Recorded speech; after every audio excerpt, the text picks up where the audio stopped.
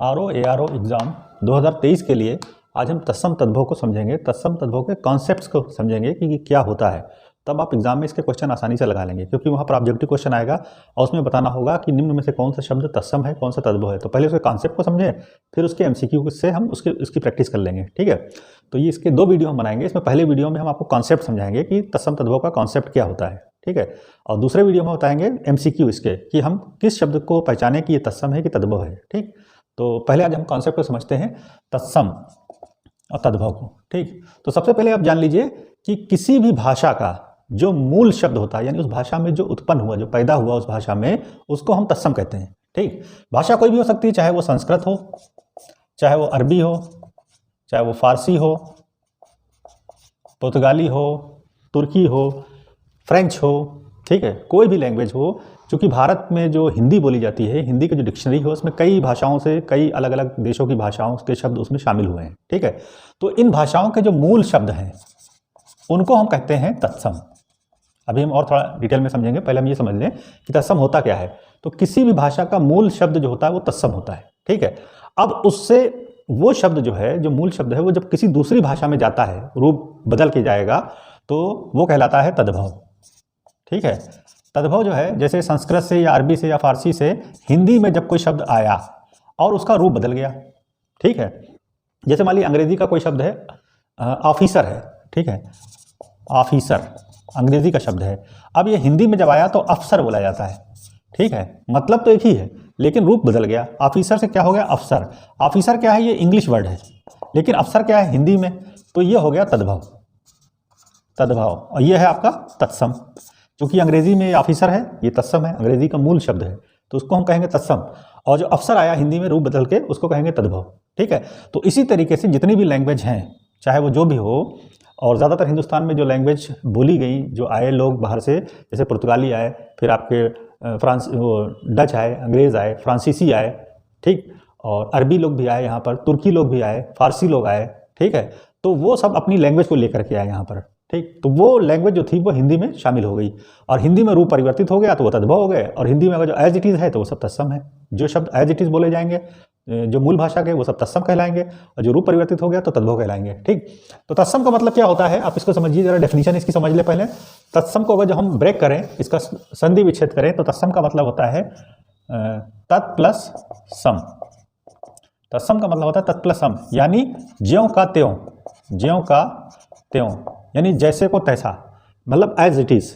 जो शब्द ज्यों का त्यों हिंदी में आ गया वो सब तत्सम है। ठीक है, ज्यों का त्यों। और तद्भव का मतलब होता है रूप परिवर्तन, रूप परिवर्तन।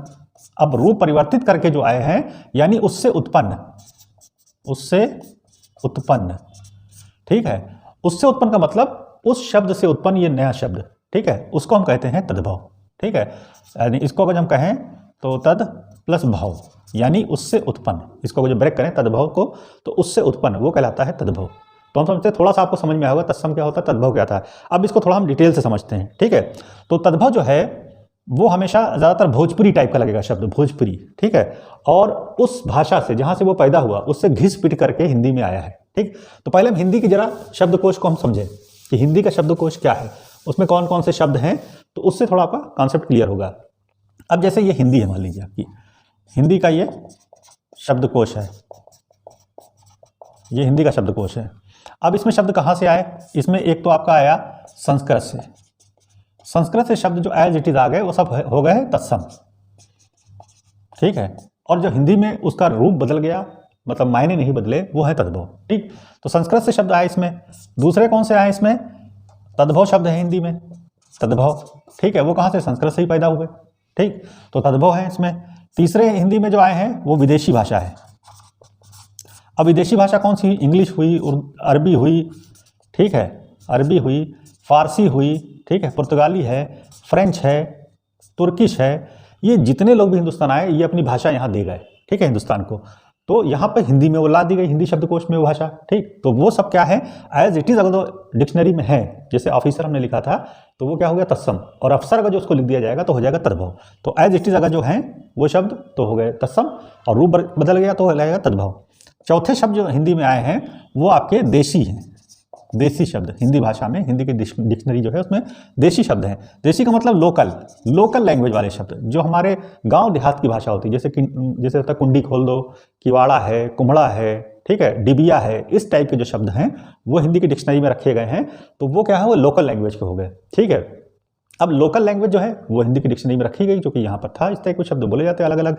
तो भारत में क्या है, अलग अलग स्टेट्स में, बहुत से स्टेट में अलग अलग भाषा बोली जाती है। ठीक, जैसे तमिल है, मलयालम है, गुजराती है, कन्नड़ है, बंगाली है, पंजाबी है। ठीक, तो बहुत सी भाषाएं बोली जाती है, लेकिन ये सब जो भाषाएं हैं ये सब उत्पन्न हुई हैं संस्कृत से। ठीक है, यानी ज़्यादातर भारत की जितनी भी भाषाएं हैं वो संस्कृत से उत्पन्न हुई हैं। यानी संस्कृत जो है वो भारत की जो भाषाएं, स्टेट्स की जो भाषाएं अलग अलग हैं उनकी सबकी जननी है। ठीक, संस्कृत जो है वो एक तरीके से mother of Indians all languages, state language. ठीक, जो स्टेट की जो लैंग्वेज हैं अलग अलग, वो संस्कृत से ही उत्पन्न हुई है कहीं ना कहीं। ठीक है, अब संस्कृत से घिस पिट के जो है हिंदी में आ गया है, जो बहुत ज़्यादा रूप परिवर्तित करके आया है, तो वो शब्द जो है वो लास्ट में आकर के तद्भव बन गए। जैसे संस्कृत क्या हुई, चूंकि प्राचीन काल में क्या थी, संस्कृत लैंग्वेज बोली जाती थी इंडिया में, संस्कृत ज़्यादा फेमस थी, संस्कृत ही लैंग्वेज चलती थी।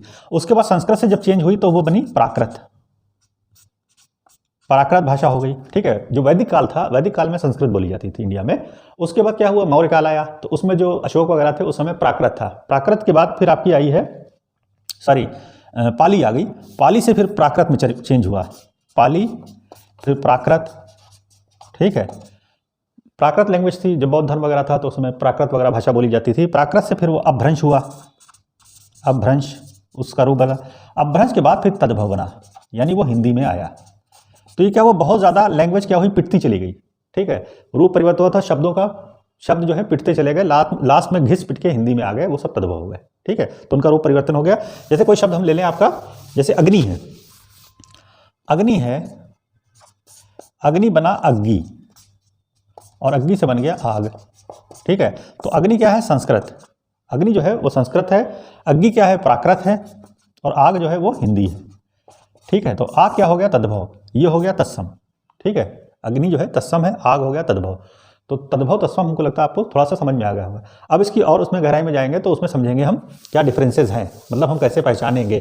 तो पहले हम इसके पॉइंट्स को समझ लें कि इसके पॉइंट्स क्या क्या हैं। जो मूल शब्द हैं उनको हम तत्सम ही कहते हैं। ठीक है, आम बोलचाल में, जैसे हम आम बोलचाल आपस में जो बोलते हैं, आम बोलचाल की जो भाषा है वो तद्भव है। ठीक है, वो तत्सम नहीं है। आम बोलचाल जैसे हम लोग आपस में बात करते हैं वो तद्भव बोली जाती है। ठीक है, अगर जो आपको तत्सम तद्भव सीखना है तो किसी एक को सीख लीजिए, यानी तत्सम सीख लेंगे तो तद्भव अपने आप आ जाएगी, क्योंकि हमको तत्सम पता चल गया। अब उसका रूप परिवर्तित कोई शब्द होगा तो वो तद्भव ही होगा। ठीक है, या तद्भव जान गए तो उसका रूप परिवर्तन जो होगा, मतलब ओरिजिनल शब्द जो होगा वो तत्सम होगा। तो किसी एक को सीख लेंगे तो दूसरी अपने आप आ जाएगी। ठीक है, फिर आपका तत्सम क्या होते हैं, 3 प्रकार के होते हैं। अब जरा तत्सम के प्रकार समझ लें, यानी तत्सम जो है वो 3 प्रकार का होता है, 3 प्रकार के होते हैं। पहला क्या है, परंपरागत तत्सम। परंपरागत तत्सम जो ट्रेडिशनली चला रहा है, ठीक है, परंपरा के अनुसार चला रहा है, जो शब्द संस्कृत भाषा में शुरू से थे। ठीक है, जो शब्द संस्कृत भाषा में शुरू से थे तो उसको हम कहते हैं परंपरागत, और आज भी लेखकों द्वारा उनका इस्तेमाल किया जा रहा है उन शब्दों का। तो उस मतलब और भी शब्द निर्माण किए जा रहे हैं, जैसे कवि है या साहित्यकार है, वो शब्दों का निर्माण किया करते हैं, तो कहलाते हैं परंपरागत शब्द तत्सम। ठीक है, यानी जो शब्द संस्कृत भाषा में शुरू से थे और आज भी लेखकों द्वारा उनका प्रयोग किया जा रहा है, तो सब तत्सम कहलाते हैं। दूसरा तत्सम कहलाता है निर्मित तत्सम। निर्मित तत्सम क्या होता है, नए विचारों और व्यापारों को अभिव्यक्त करने के लिए संस्कृत व्याकरण के अनुसार, यानी संस्कृत की ग्रामर के अनुसार समय समय पर गढ़ लिए गए, उनको हम कहते हैं निर्मित, यानी उनका निर्माण हुआ समय समय पर ग्रामर के अनुसार संस्कृत की, तो उसको निर्मित तत्सम कहते हैं। तीसरा होता है अर्ध तत्सम। अब अर्ध तत्सम क्या होता है, अर्ध तत्सम होता है संस्कृत से तो सामान्य भाषा में आ गए, ठीक है, लेकिन इसमें थोड़ा सा परिवर्तन कर दिया गया, यानी हिंदी में संस्कृत से तो आ गए लेकिन थोड़ा सा परिवर्तन कर दिया गया। जैसे लिखा है कृष्ण, तो इसको कर दिया गया किशुन। ठीक है, ये भी तत्सम है, ये भी तत्सम है, किशुन भी, ठीक है, लेकिन ये अर्ध तत्सम है, इसमें थोड़ा सा परिवर्तन किया गया।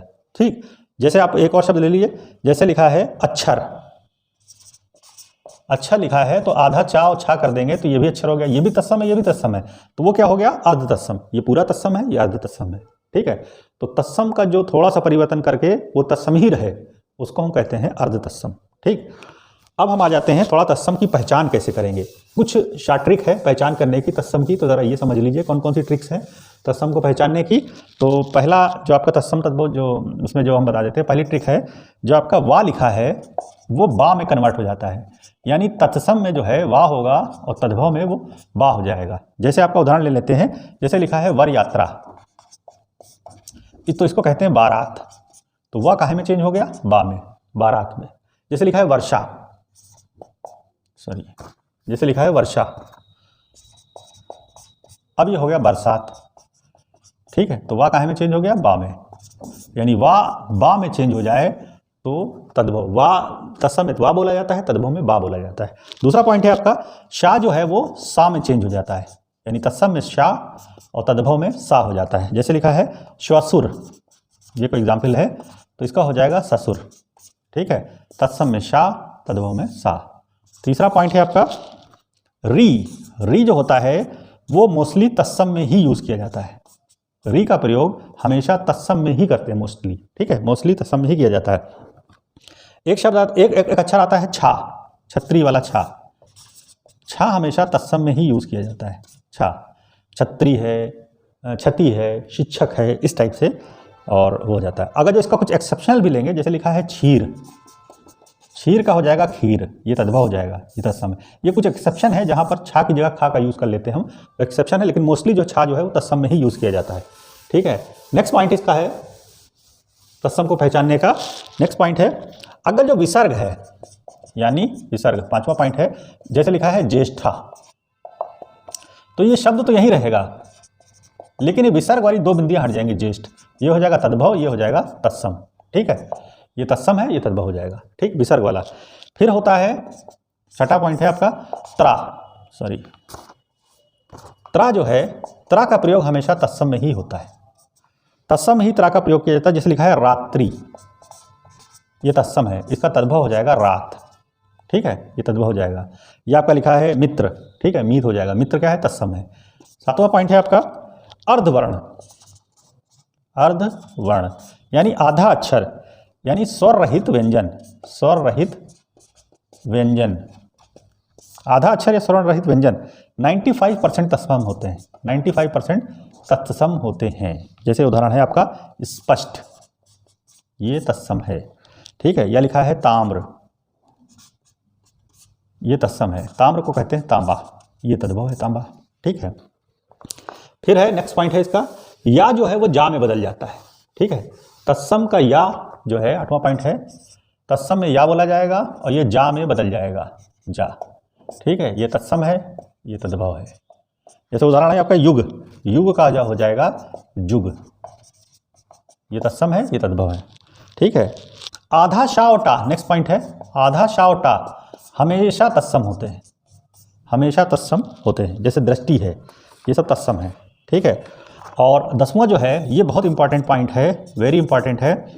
अगर आपको तत्सम या तद्भव शब्द की पहचान करनी हो, अगर जो कठिनाई से बोले जाने वाले अक्षर या शब्द हों तो हमेशा तत्सम ही होते हैं ज़्यादातर। जैसे लिखा है री, थोड़ा कठिनाई से बोला जा रहा है, या लिखा है शा, या लिखा है त्रा, इस टाइप में थोड़ा मेहनत करनी पड़ती है, बोलने में थोड़ा मेहनत करनी पड़े, वो सब तत्सम होंगे। जो बहुत आसानी से बोले जा सके वो तद्भव कहलाते हैं। ठीक है, अच्छा, कुछ ऐसे भी शब्द होते हैं जो लगते तो हैं तद्भव लेकिन होते हैं तत्सम। जैसे लिखा है आशा, निराशा। ठीक है, ये क्या है, आशा जो है लग तो रहा है तद्भव लेकिन है ये संस्कृत का शब्द और ये है आपका तत्सम। और निराशा क्या है, ये हिंदी का है, ये लग रहा है तत्सम है लेकिन है ये तद्भव। ठीक है, तो कुछ शब्द लगते हैं ये तत्सम है लेकिन होते वो तद्भव हैं। ठीक, फिर उसके बाद कुछ हम विदेशी शब्दों के ऊपर आ जाते हैं। ज़रा विदेशी शब्द देखते हैं कि क्या उसका तत्सम होता है, क्या तद्भव होता है। तो हम शब्द लेते हैं, सबसे पहले शब्द लेते हैं जो विदेशी शब्द आए हमारे। अब विदेशी में कौन से आए, तो ज़्यादातर आपके अरबी आए, फारसी आए, ठीक है, और तुर्की आए। इन शब्दों का थोड़ा सा देखते हैं, और अंग्रेजी के तो आप पहचान ही लेते हैं, पुर्तगाली भी थोड़ा सा पहचान लेंगे। ठीक है, लेकिन अरबी, फारसी, तुर्की में देखिए जैसे नुक्तेदार शब्द होते हैं। ठीक, नुक्तेदार, नुक्ता रखा होता है, नुक्तेदार, जैसे लिखा है शब्द आपका कीमत, सॉरी ये लिखा है कीमत। अब ये अरबी का शब्द है, ठीक है, काम में बिंदी रखी है, तो हिंदी में जब ये आया तो कीमत बन गया। ये हिंदी का शब्द है, ये अरबी का है, ठीक है। ये आपका लिखा है खूब,